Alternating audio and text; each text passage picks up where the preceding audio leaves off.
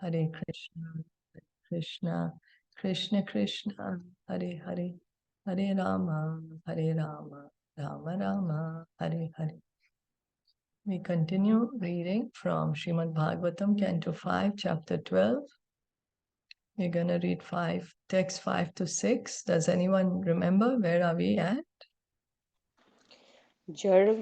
Bharat Maharaj is telling about the body. And because Rahūgaṇa Maharaj said that, can you please explain in more detail? So he's explaining about the bodily in the beginning, that how everything is, like how our body is just the stool, the collection of stool and blood and everything. And so he's telling us about the body now from the very beginning Yes. again. Thank you. Okay. Brahman Uvacha. Brahman Uvacha. Ayam Janona Machalan Prithivyam Ayam Janonam Chalan Prithivyam Yaparthiva Parthivakas Hetuh Yah Parthiva Kasya Heto Tasyapi Changryor Adigulfajangha Tasya Apichango Adigulfajanga Januru Madhyora Shirodhar Dharam Shaha Janu Urumadhyor Shirodharo Amsa Amse Didarve Shivika Chayasyam Amse Adidarvi Shivika Chayasyam Savira Rajeti Apadesha Aste Sauvir Raje Iti Upadesh Aste Yasmin Bhavanru Dhanijabhimano Yasmin Bhavan Rud Nij Abhimano Rajasmi Sindhu Shveti Durmadan Daha Raja Asmin Sindeshu Iti Durmd Andaha.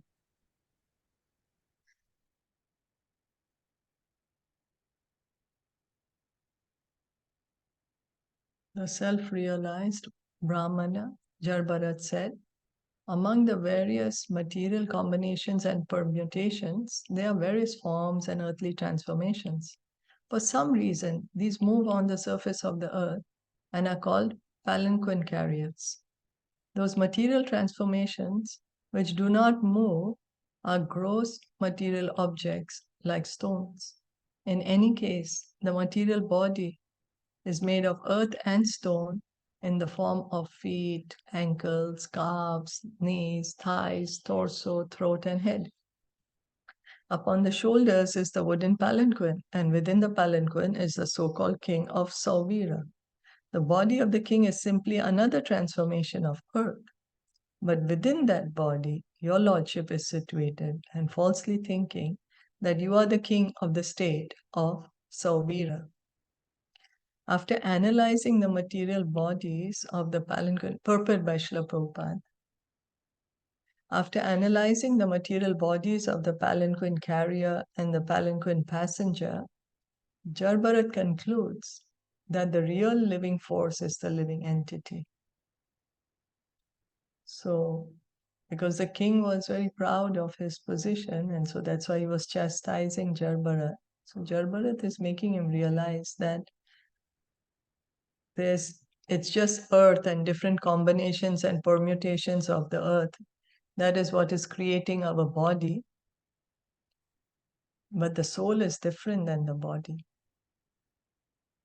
So we see all these different species of life, animals or plants or dogs, cats, birds, human beings. They all have this different combination and permutation of the material elements. But the soul is different than the body. The living entity is the offshoot or offspring of Lord Vishnu. Therefore, within this material world, among moving and non-moving things, the real principle is Lord Vishnu. Due to his presence, everything is working, and there are actions and reactions. One who understands Lord Vishnu as the original cause of everything is to be understood to be perfectly situated in knowledge. So, what is being said? What is knowledge? To know that Lord Krishna is everything. Yes, Lord Vishnu, original cause. cause of everything. Sarvakarana Karanam. Although he was falsely proud of being a king, King Rahūgaṇa was not really situated in knowledge. Therefore, he was rebuking the palanquin carriers, including the self-realized Brahmana Jaḍa. This is the first accusation of Jaḍa made against the king, who was daring to talk to a learned Brahmana from the flimsy ground of ignorance, identifying everything within matter. King Rahūgaṇa argued that the living entity is within the body, and that when the body is fatigued, the living entity within must therefore be suffering. It is clearly explained in the following verses that the living entity does not suffer due to the body's fatigue. Srila Vishwanath Chakravarti gives an example of a child heavily decorated with ornaments. Although the child's body is very delicate, he does not feel fatigue, nor do the parents think that his ornaments should be taken away. The living entity has nothing to do with bodily pains and pleasures. These are simply mental concoctions. An intelligent man will find the original cause of everything. Material combinations and permutations may be a matter of fact in worldly dealings, but actually the living force, the soul, has nothing to do with them. So it's what we are trying to understand is it's mental concoction, means we're just thinking we are the body. Right? Because we are perceiving the world through our mind. We are seeing the world through this mind. So those who are materially upset take care of the body and manufacture Daridra Narayan, poor Narayan. However, it is not a fact that the soul or super soul becomes poor simply because the body is poor. These are the statements of ignorant people. The soul and super soul are always apart from bodily pain and pleasure and pain. So some people say that Narayan is living in the poor man or the poor man is Narayan. But this is just simply mental concoctions. Paramatma is there in everyone's heart, be it a rich man or a poor man. Paramatma is also in the heart of a rich man. Paramatma is also in the heart of the animal. Doesn't mean the Paramatma has become poor. Yeah. So the soul and super soul are always apart from bodily pleasure. Because the body is different, the soul is different.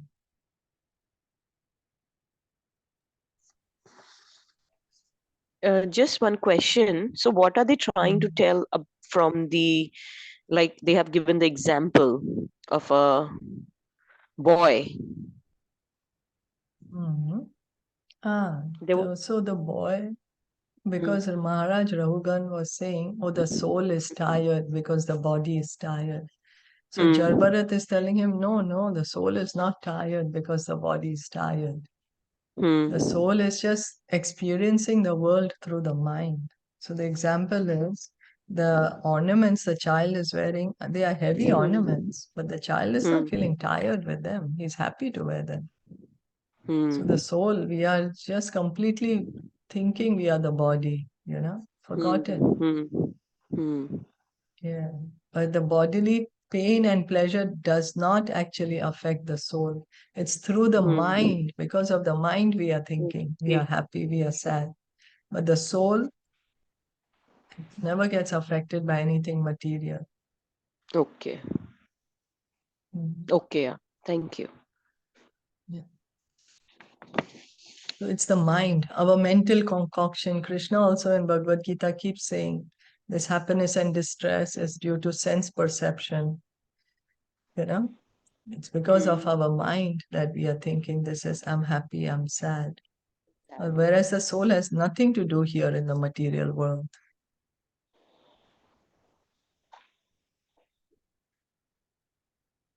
So that means that it does not impact the soul, right? What they're trying to say is the soul is Yes, free from that's all what. this. It does not impact the soul.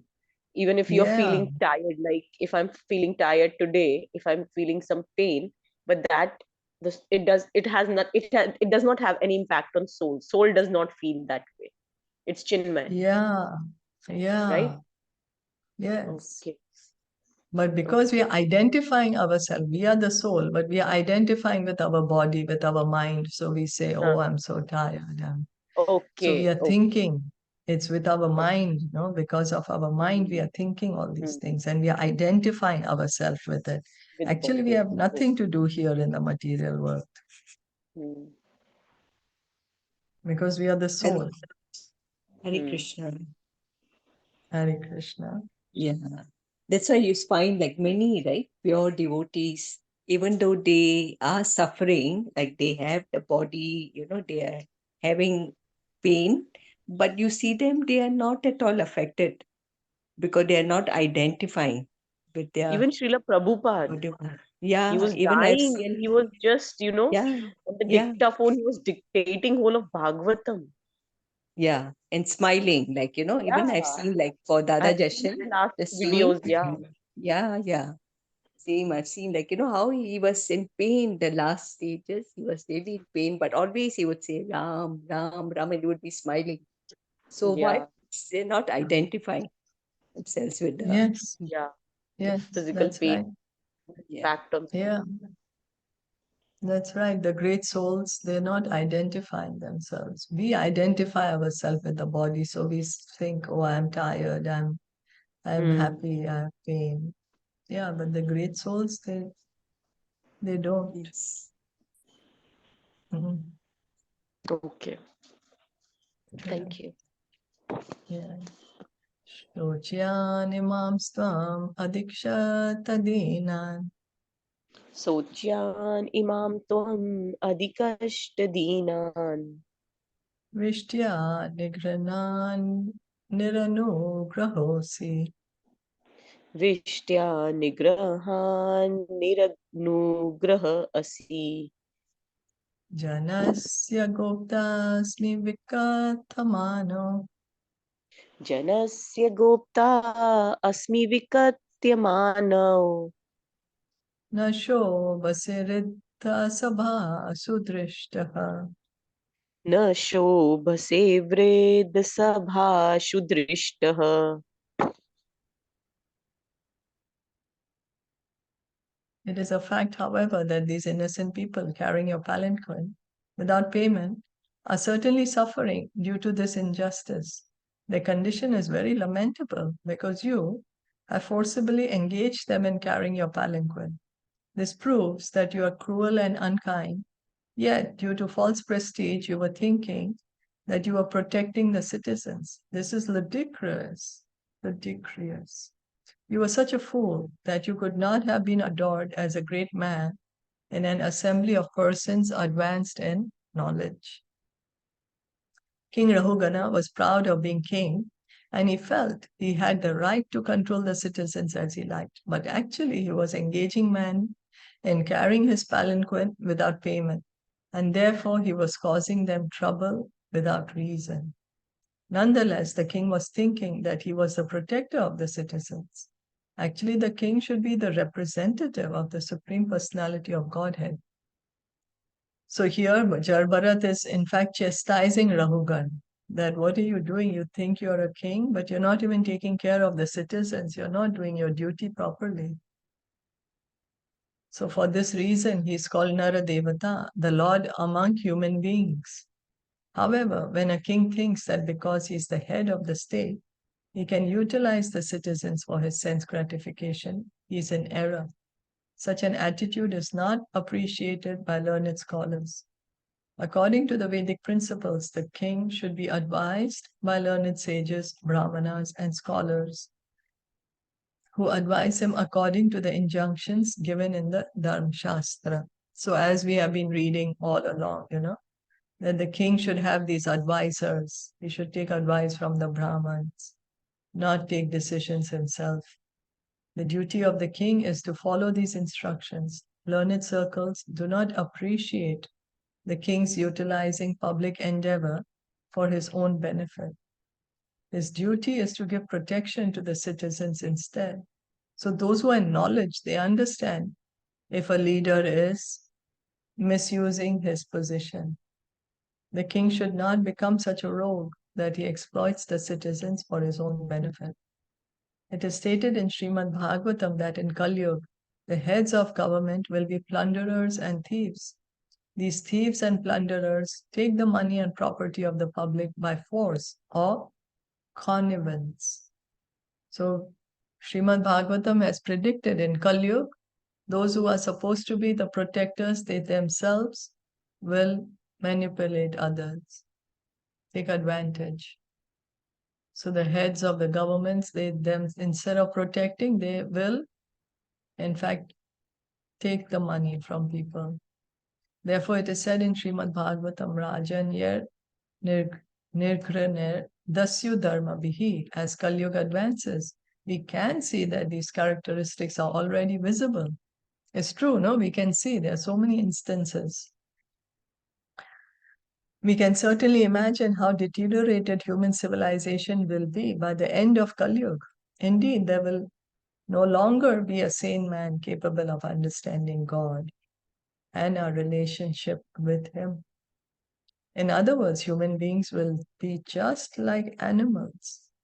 At the time, in order to reform human society, Lord Krishna will come in the form of the Kalki avatar. His business will be to kill all the atheists because ultimately the real protector is Vishnu or Krishna. So Kalki is predicted. We were just hearing in Bhagavatam that Kalki will come at the end of Kali Yuga to kill the people, and he will start the new age, the new Satyug, with a few devotees who will be left behind. The Lord incarnates and sets things in order when things are mismanaged by so-called kings and heads of government. As Krishna says in Bhagavad Gita, Yada yada hi dharmasya glanir bhavati Bharata. Of course, this takes many years, but the principle is there. When the king or governmental head does not follow the proper principles, nature deals out the punishments in the form of war, famine, and so forth. Therefore, if the governmental head is not aware of life's goal, he should not take charge of ruling the people, because it's a great responsibility. It's the duty of the leader to take care in the government, to take care of the citizens. And if they're not doing it, Prabhupada is saying they should not take this post. Actually, the supreme proprietor of everything is Lord Vishnu. He's the maintainer of everyone. The king, the father, and the guardian are simply representatives of Lord Vishnu, empowered by him to look after the management and maintain things. It is therefore the duty of the head of the state to maintain the general populace in such a way that people will ultimately know the goal of life. So the leaders should give this education to everyone from the very beginning of life. Knowledge of Bhagavad Gita, knowledge of Srimad Bhagavatam, that Supreme Lord, He is the proprietor of everything. Supreme Lord is the controller. And that our goal of life is to revive our loving relationship with God. Nate vidusvartha gatim hi Vishnu. Unfortunately, the foolish governmental head and the general populace do not know that the ultimate goal of life is to understand and approach Lord Vishnu. Without this knowledge, everyone is in ignorance, and all society is crowded with cheaters and cheated. Mm.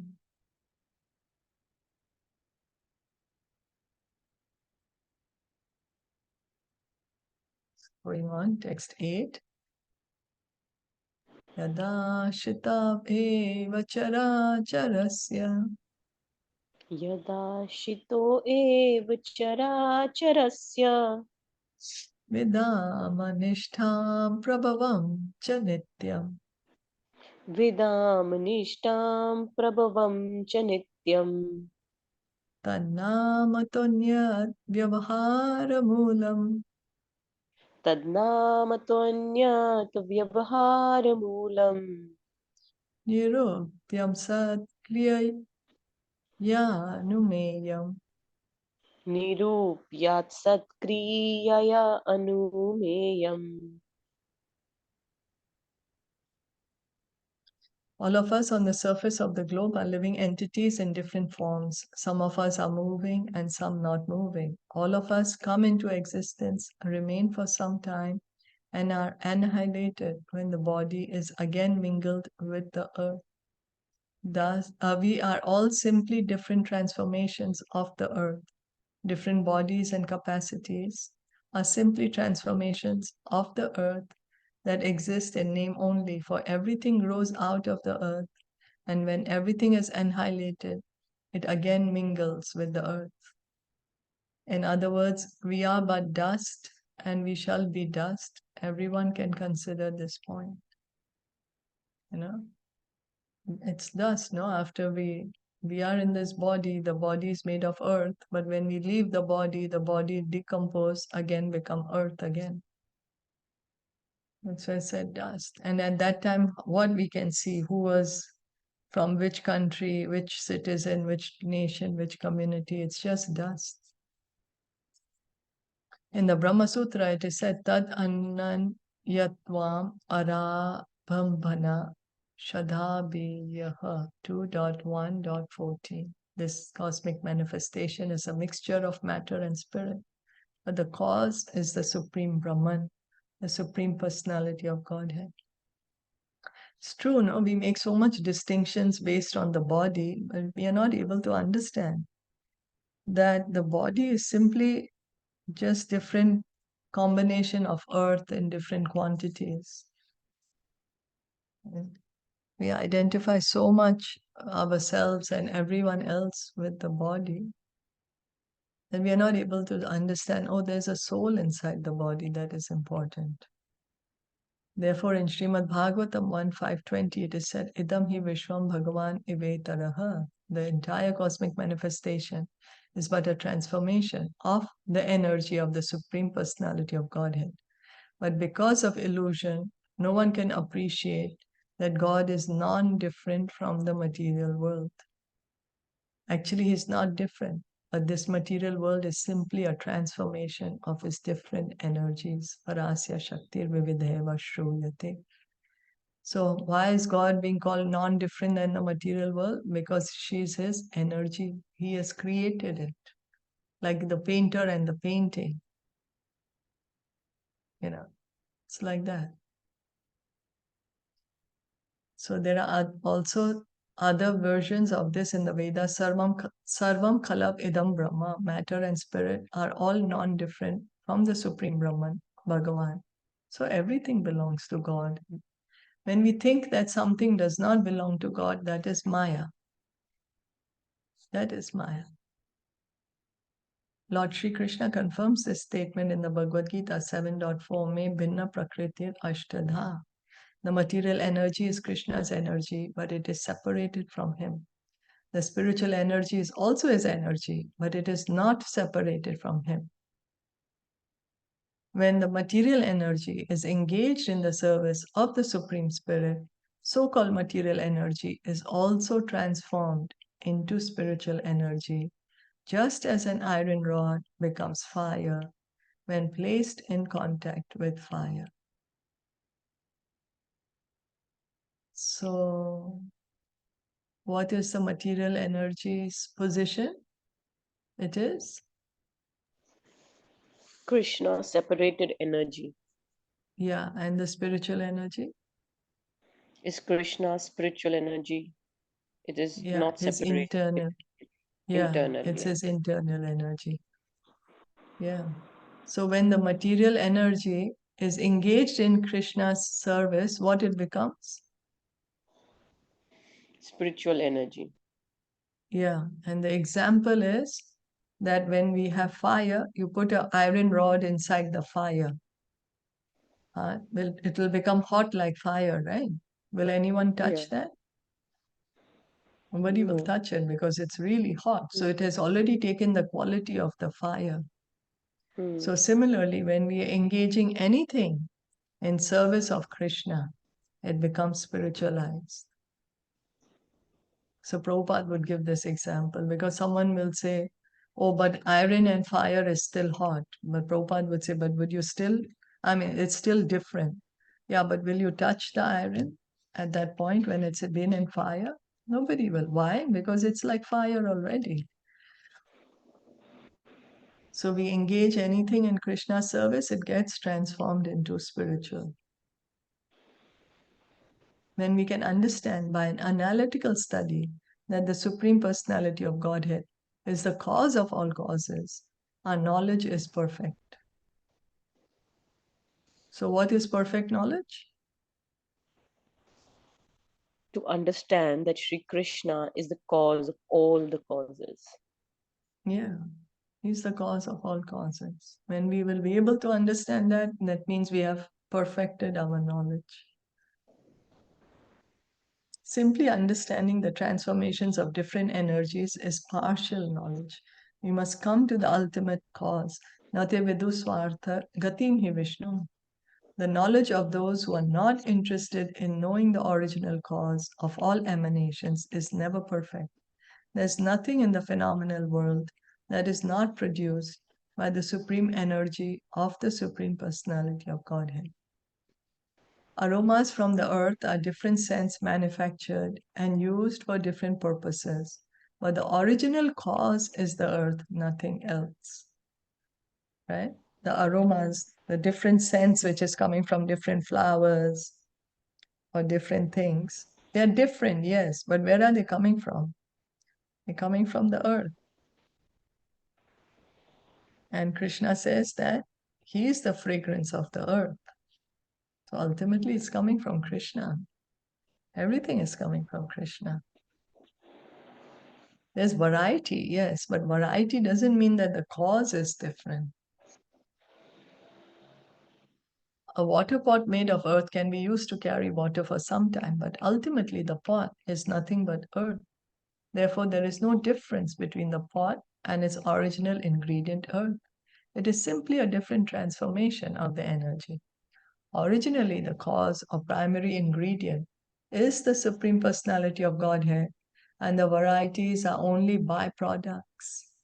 In the Chandogya Upanishad, it is stated, Yatha Somi Ekena Mritpindena Sarvam Mrinmayam Vijgyatam Syad Acharam Banam Vikaro Nama Dheyam Mritiketi Eva Satyam. If one studies the earth, he naturally understands the byproducts of the earth.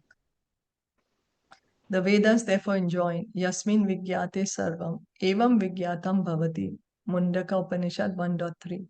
If one simply understands the original cause Krishna, the cause of all causes, then naturally everything else is understood, although it may be presented in different varieties. So we are all coming from Krishna. Yes, there's variety, but even in the variety, the cause is Krishna, different transformations of his material energy, or we are his part and parcel. We are his spiritual energy, marginal energy. So the ultimate cause is Krishna. We are his byproducts, right? Part and parcel. We belong to him, his energy.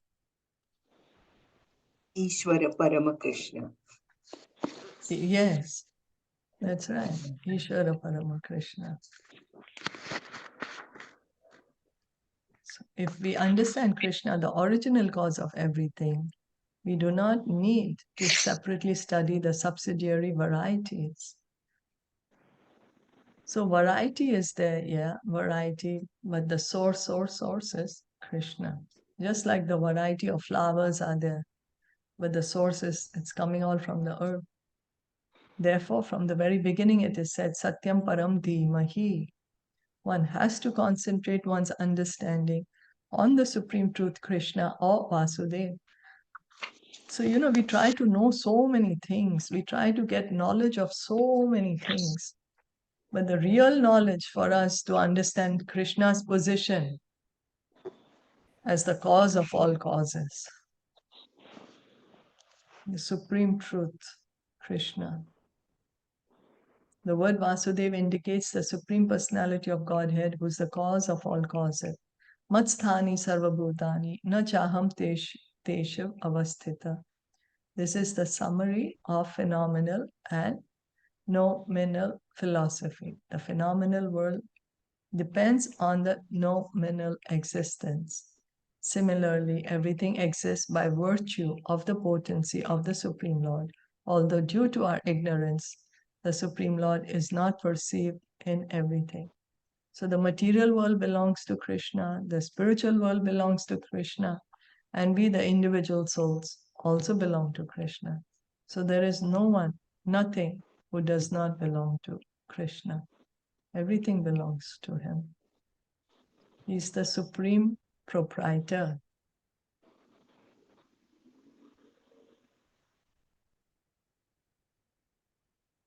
Evam niruktam shitishabdavrittam Evam niruktam shitishabdavrittam asannidhanat paramanavoye asat nidhanat param annavaye avidyaya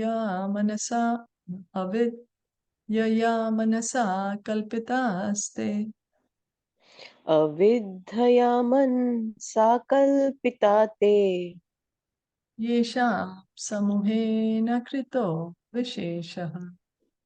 yesham sammuhanikrito visheshaha. One may say that varieties arise from the planet Earth itself. However, although the universe may temporarily appear to be the truth, it ultimately has no real existence. The Earth was originally created by a combination of atomic particles, but these particles are impermanent. Actually, the atom is not the cause of the universe, although some philosophers think so. It is not a fact that the varieties found in this material world simply result from atomic juxtaposition or combination. So here, Jaḍa, he knows the theory of the atom. He's saying it's not that the atom is the cause of the universe. Some people say that. Those who follow the atomic theory think that the protons and electrons of atoms combine in such a way as to bring all material existence into being. However, the scientists fail to discover the cause of atomic existence itself. So one may say, okay, certain conditions of proton and neutron, electron, that's what brought life. But then who created the atom? How come the atom is existing? Under these circumstances, we cannot accept that the atom is the cause of the universe. Such theories are advanced by unintelligent people. According to real intelligence, the real cause of the cosmic manifestation is the Supreme Lord. Because the world that we are in, it's like a great mystery for many people, that how did this world come into existence? And so there are so many different theories. Bhagavatam is saying it very clearly that Krishna created the material world. Janmadi asya yataha. He is the original cause of all creation. As stated in Bhagavad Gita 10.8, Aham sarvasya prabhavo mata sarvam pravartate. Krishna is the original cause. Krishna himself is saying in Bhagavad Gita chapter 10, text 8, Aham sarvasya prabhavo mata sarvam pravartate. Sarva karana karanam. He's the cause of all causes. Krishna is the cause of atoms, the material energy. Krishna says in Bhagavad Gita, chapter 7, text 4, Bhumir apo nalo vayu kham mano buddhir evacha ahankar iti yam me bhinna prakritir ashtadha. The ultimate cause is the Supreme Personality of Godhead, and only those in ignorance try to find out other causes by posing different theories. So he's saying, Bhumir apo nalo vayu kham mano buddhir evacha, that the five gross elements, earth, water, air, fire, ether, mind, intelligence, false ego, they all are his energy. Krishna is saying they all belong to me. They are mine. So Krishna is he keeps on repeating in Bhagavad Gita that I'm the cause of this material world, everything belongs to me. And yet we say, no, there has to be another cause, We simply have to receive the knowledge. Yeah. It's all there. We have to just receive it, accept it as it is. So just one question. It seems that even Jad Bharat Maharaj is also very, very, very knowledgeable.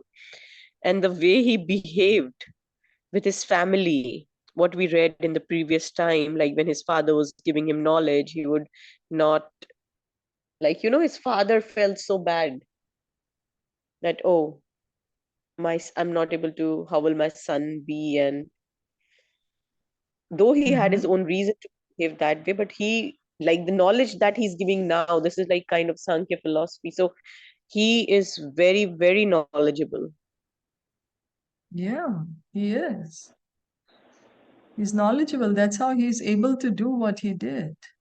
Yeah, he's very, very That he was knowledgeable. able to keep himself aloof from everything. Yeah. Because, and was it also that he was also carrying the knowledge from his previous births? Because he Yes. remembered because he was quite exalted in his position at that time as Bharat Maharaj, because he got the knowledge from Rishabh Dev, who is Lord himself, right? Yes. Yes, it's true. Mm. Yeah, he already So, had the knowledge when he was as Bharat Maharaj.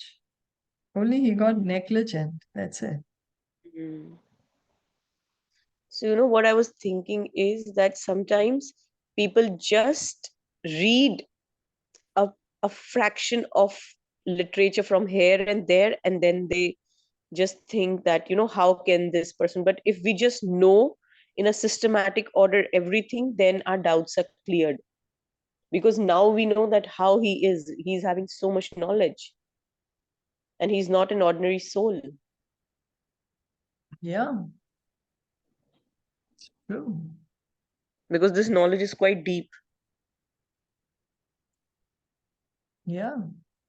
That's why Prabhupada said, no, have a systematic study of my books. He would say, Mhm. study the books systematically. It's really Amrit, nectar, really. Like I was just thinking, like how they mentioned that when you put the seed and the earth, and Mm. it's giving the taste, right? Nobody knows that. हम तो सिर्फ खाते जा रहे हैं. हमने कभी, we have never even thought for a moment that how that taste is coming in the fruit, or how that smell is coming in the flower. We don't even think. We just Yeah, cut and eat. It's it's gone. true. Yeah, so true. Yeah. And whereas Krishna is saying, I'm the taste and water, I'm the fragrance of the earth, or the original fragrance. Yeah, So if we it's if we true. just cut and eat and say, "Oh Krishna," like I remember we read this in Bhagavad Gita, that when you drink the water, because Krishna is the taste in the water, and while drinking, if you say, "Oh Krishna, thank you," so that is like, such a great thing. And same with the Yeah, food, but we forget to do that because we just want to give uh, pleasure to our uh, indriya. We just want to give yeah, pleasure to us, our senses. That's why we just completely forget. it's But true. by this, we can rethink by reading every day. And I think I just wanted to say thank you to you, because even the evening class is helping a lot. When we sleep, the thoughts are so positive, and we wake up, then it is even more positive, because we have slept in that conscious. Good. Thank you. So it's making a lot of difference. So thank you for this. Thank you. Thank you so much. Yeah. So yeah, it's true what you say. No, we are eating, we are drinking, we don't realize. Where Krishna is saying, taste. All the taste comes from him. He's created the taste. All the fragrances exist because he has created the fragrance. Any fragrance, every fragrance, any taste, every taste. He's created it. Yes. Thank you. Thank you for that.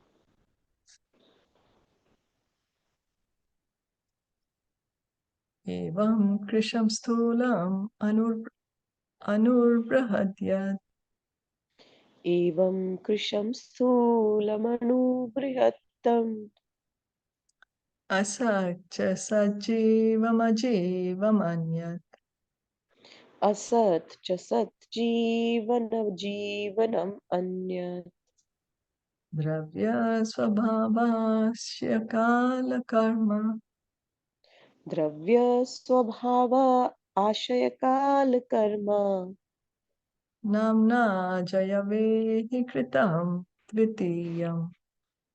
Namna Ajaya Avehi Kritam Dutiyam.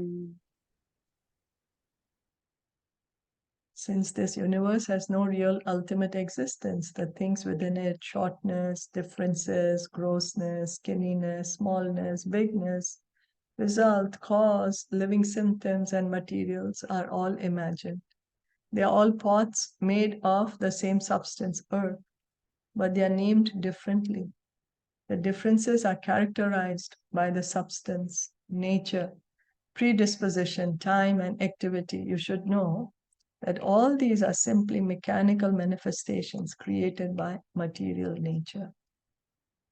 The temporary manifestations and varieties within this material world are simply creations of material nature under various circumstances. Prakriti kriyamanani gune karmani sarvashaha. Just like, the potter, he can make so many different types of pots from the earth, right? So material nature is producing so many types of bodies. That's what it is. Or just different combination of earth, water, air, fire. And we create so many elements or so many of these gadgets, laptops, mobiles, our keyboard, our mouse. Like it's just different combination of these material elements.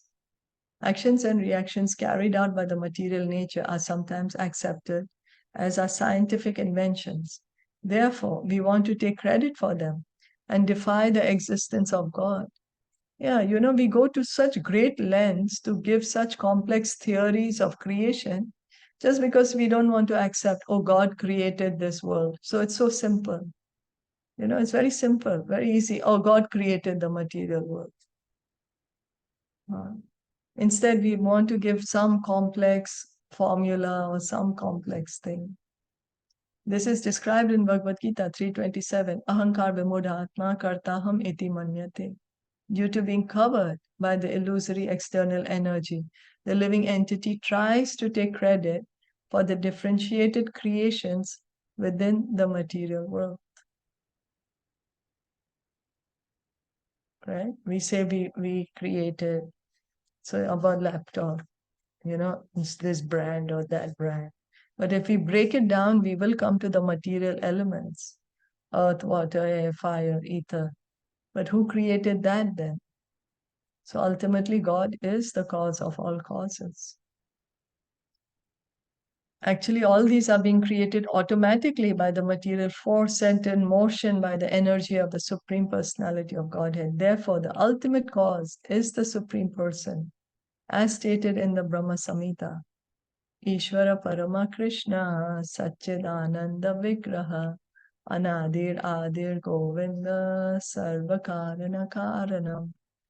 He's the cause of all causes, the ultimate cause. In this regard, Srila Madhvacharya says, Evam sarvam tatha prakrit vayay kalpitam Vishnur anyat. Evam prakritya dhara swayam ananyadharo Vishnur eva ata sarva shabdascha tasmin eva. Actually, the original cause is Lord Vishnu, but out of ignorance, people think that matter is the cause of everything. Prabhupada would give the example that sometimes we may see the scorpions coming out of the rice. This is like before when people used to really store so much food and there would be scorpions. So then the scorpions are coming out of rice. So someone may think that, oh, rice is the cause of the scorpion, that you keep rice long enough and from rice a scorpion can be born. But that's ignorance because, oh, the person didn't see that the mother scorpion had gone inside the rice and laid the eggs. That's how the baby scorpions are coming out of the rice. Not that the rice has changed into scorpion. So it's out of ignorance we are thinking that this material world has no creator, that material world is independent. But actually the creator is Krishna. He's saying it so many times in Bhagavad Gita. I hear Lord Brahma saying Sarva Karana Karanam. All the Vedic scriptures are saying God has created the world. Raja Gopta Shrayo Bhumi Sharanam Cheti Laukika Vyavharo Natat Satyam Tayor Brahma Shrayo Vibhuhu. Things are contemplated on the ephemeral or external platform. But actually, this is not the truth. The actual protector and shelter of everyone is Brahman, the supreme, not the king. So we are all being protected by Krishna. Mare Krishna Rakhe Krishna Mare ke.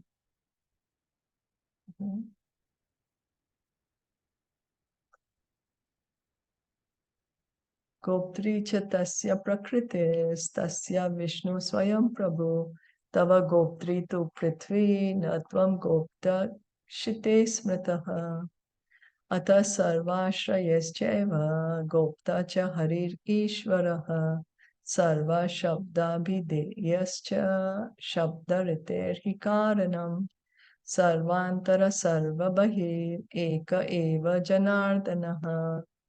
The actual protectress is the material nature, but Vishnu is her Lord. He is the Lord of everything. Lord Janardhan is the director, both externally and internally. He is the cause of the function of words and what is expressed in all sound. Krishna says, I'm the sound in ether. Sound exists because Krishna has created sound. He's the cause of the function of words. Words have a meaning because the sound comes from it. Sound Krishna's created. Shira Sudhara Tayadvad Grivyayas Tadvad Evatu Asha Yatvam Cha Goptritvam Anyesham Upacharata. Lord Vishnu is the resting place of the entire creation. Brahmano hi pratisthaham. Bhagavad Gita 14.27. On Brahman, everything is resting. All the universes are resting on the Brahmajyoti, and all the planets are resting on the universal atmosphere. In each and every planet, there are oceans, hills, states, and kingdoms, and each planet is giving shelter to so many living entities. So Brahman is ever expanding, unlimited. It's everywhere, be it spiritual world or material world. Brahman is everywhere. Even the material world is situated on the Brahman. Material world, there are so many planets. Inside the planets, so many countries, so many mountains, oceans, animals, living entities, so many. They are all standing on the earth of feet and legs, torso and shoulders. But actually, everything is resting ultimately on the potencies of the Supreme Personality of Godhead. Therefore, he is known ultimately as Sarva Karana Karanam, the cause of all causes. So, Krishna is the cause of all causes. Did anyone want to add anything?